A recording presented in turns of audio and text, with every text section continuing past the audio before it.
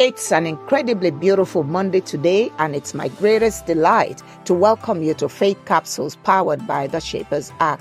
This is Wonuola Adetayo, the Shaper. Our scripture for today is taken from Genesis 12, verses 1 and 2. Now the Lord had said unto Abram, Get thee out of thy country, and from thy kindred, and from thy father's house, unto a land that I will shew thee, and I will make of thee a great nation, and I will bless thee and make thy name great, and thou shalt be a blessing. Three things are eminent in today's scripture. Number one, God called Abraham out of the familiarity of family, environment, and comfort. Second, God called Abraham into a journey to the unknown for Abraham, but known to God. Thirdly, God promised Abraham that the destination was greatness for him and a blessing unto others. When we examine the scriptures deeply, we will discover that oftentimes, though not all the time, the journey to greatness requires departure from familiarity. Joseph was compelled to leave familiarity to become great. Genesis 41, 39 to 44.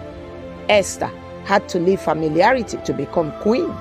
Esther 2, verses 10 to 17. Indeed, Daniel wasn't on familiar terrain when he was appointed governor. Daniel 1, 6 to Daniel 2, 48. What can we learn from those who dared to embrace the unfamiliar?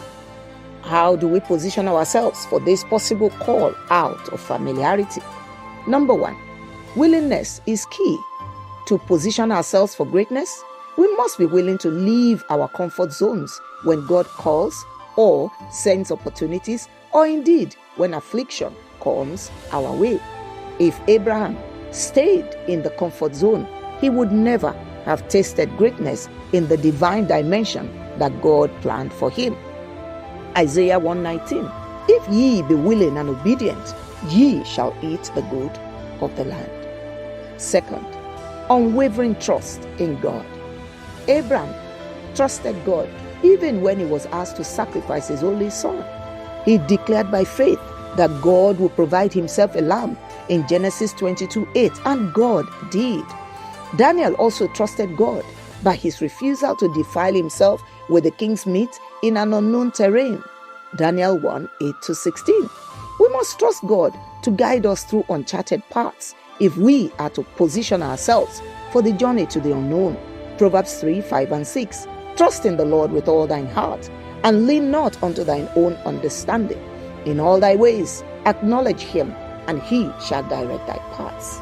Thirdly, hearing is very important. Abraham heard God's voice before moving. He did not willfully embark on a journey to the unknown. Deborah heard God's voice before going to war with Barak. Esther made out time to seek God's face in navigating her journey. We also must be careful to hear God clearly and submit to his directives as we journey into the unknown. John chapter 10, verse 27. My sheep hear my voice, and I know them, and they follow me. Isaiah 30, verse 21. And thine ears shall hear a word behind thee, saying, This is the way, walk ye in it, when ye turn to the right, and when ye turn to the left. Till I come your way again next week, this is Wonuola Adetayo, the Shaper. Shalom.